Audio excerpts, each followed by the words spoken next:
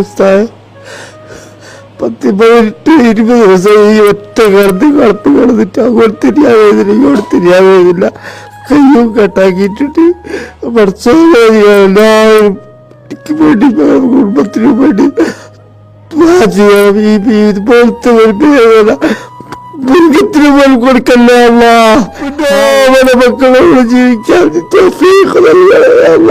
ഭക്ഷണം പോലും നേരെ കഴിക്കുന്നില്ല. എപ്പോഴും മോദിക്ക് ചോറ് കഴിഞ്ഞപ്പോ ഉപ്പാനെ ചോദിച്ചോന്നുണ്ട്.